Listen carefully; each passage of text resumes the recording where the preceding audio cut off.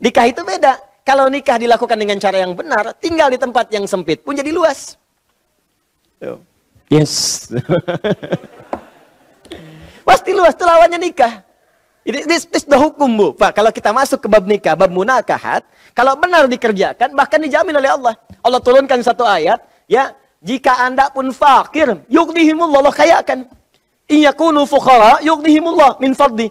Kalaupun ada yang mau nikah itu fakir awalnya, Allah bikin kaya. Dikasih contoh langsung di sahabat dan menantu Nabi sallallahu alaihi wasallam.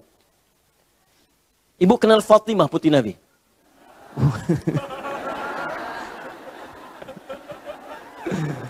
Ya.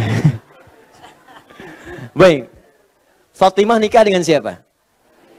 Tidak banyak orang tahu.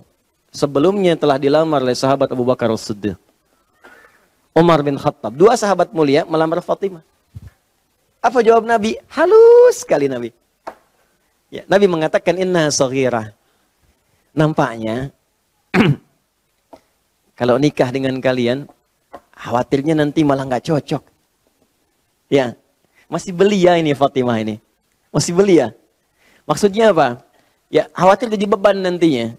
Sopan sekali.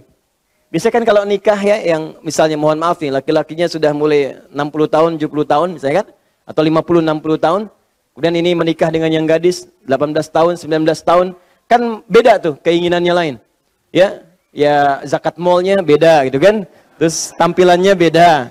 Keinginannya beda, pengen jalan, pengen main, pengen nonton. Cuma Nabi yang bisa kemudian bisa menjaga semua itu. Ya Rasulullah, pengen nonton main gulat, ayo gendong di atasnya. Ya, aku takut kemudian Fatimah menginginkan hal seperti itu, kamu nggak kesampaian Abu Bakar. Nggak kesampaian Umar, ada misi-misi lain yang lebih besar yang aku khawatirkan nanti malah jadi beban demikian. Sopan. Masya Allah. Yang kedua, ini yang menarik. Tiba kemudian, saya ingin teruskan pada bagian kedua, ini yang paling penting. Umar pulang dari tempat Nabi, ketemu Ali. Apa kata Umar? Ya Ali, innaha laka. Aku pikir si firasatku, Fatimah tuh cocoknya sama kamu. Tuh. Makanya kalau antum melamar ditolak, Pak, jangan kecewa, rekomendasikan orang lain. Mungkin dia lebih cocok.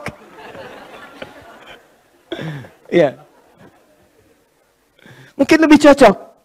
Kata Umar, karena Umar bisa membaca tuh apa yang disampaikan Nabi tadi. Ali innahalaka, nampaknya Fatimah mungkin lebih cocok dengan engkau. Sama-sama belianya, sama-sama mudanya, sama-sama kreativitasnya, sama-sama hobinya. Maksudnya apa? Keadaannya sama. Ya aktivitasnya, ya keadaannya, jalannya. Cuman apa jawab Ali? Allahu Akbar. Tawadhu'nya luar biasa. Maliya min syai'in illa dar'i arhanuha. Umar, aku ini bagaimana bisa melamar Fatimah? Sedangkan aku tak punya apapun kecuali perisai besi, baju besi. Ini pun sedang aku gadaikan karena pertemuan, karena keperluan tertentu.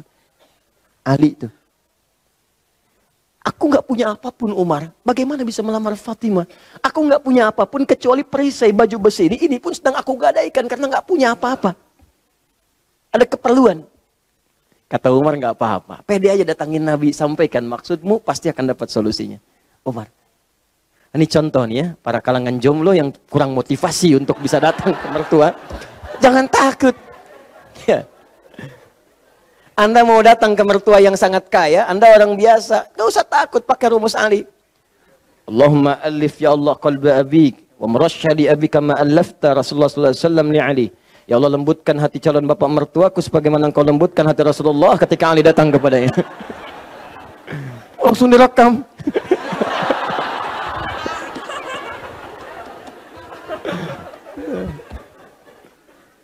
Yang mengejutkan datang Ali bin Abi Thalib radhiyallahu taala anhu melamar Fatimah Zahra radhiyallahu taala anha langsung seketika diterima oleh Nabi sallallahu alaihi wasallam. Seketika. Maka Nabi ingin menunjukkan pada bagian yang kedua selain yang pertama tadi bahwa nikah itu hak setiap insan, bukan sekedar dibatasi oleh kekayaan atau kedudukan. Abu Bakar kaya, bukan berarti yang kaya saja yang bisa menikah. Umar punya kedudukan, bukan berarti yang punya kedudukan saja yang bisa menikah. Yang seperti Ali pun bisa menikah. Tapi Nabi bekali kemudian dengan nilai-nilai kemuliaan yang sangat luar biasa.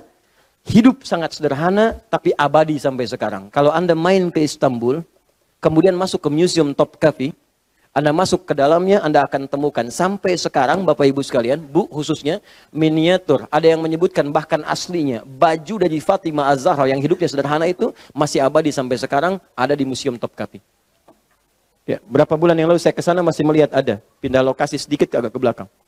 Masih ada. Dan diberikan kenyamanan ke lapangan. Makanya orang-orang beriman itu ketika dekat dengan Allah, itu yang sempit jadi luas. Nikmat. Pernah dengar Ashabul Kahf?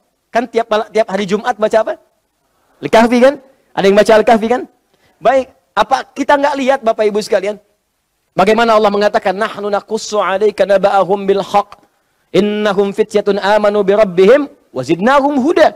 Ayat 13 ya paling kiri pertengahan. Kami kisahkan kepadamu, ingat pakai kami. Ta'zimus sya'ni, menunjukkan satu yang dahsyat. Kami kisahkan kepadamu kisah para pemuda yang karena imannya kepada Allah, saking berimannya, kami berikan jalan kepada mereka untuk mendapatkan kenikmatan. Apa diantaranya? Tinggalnya kan di gua, Pak. Ingat, ada gharun, ada kahfun, itu beda. Nabi ketika dengan Abu Bakar itu di ghar. Idhuma fil ghari, idh yaqul li sahibihi la tahzan. Lihat Taubah. Ketika keduanya berada di dalam ghar, gua, kahfun gua, gharun gua. Apa bedanya? Kalau gharun, guanya tidak terlampau luas, cukup 1-2 orang saja. Di saat masuk hanya cukup 1-2 orang. Nggak bisa 5 orang, 6 orang, 7 orang, nggak bisa. Makanya gua Hira disebut gharu Hira, karena cukup untuk 1-2 orang saja. Tapi kalau kahfun, guanya cukup luas, masuk 5, 6, 7 orang. Atau lebih daripada itu, bisa masuk. Kenapa disebut dengan surah Al-Kahfi? Teruskan ayatnya, baca ayatnya dengan baik. Apa yang terjadi?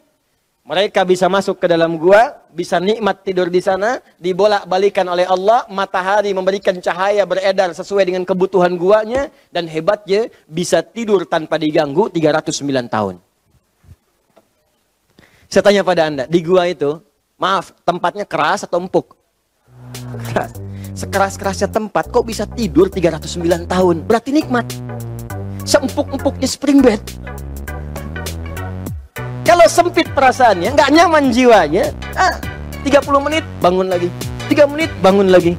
Ya telepon masuk, WA masuk, perintah masuk, akan enak hidupnya.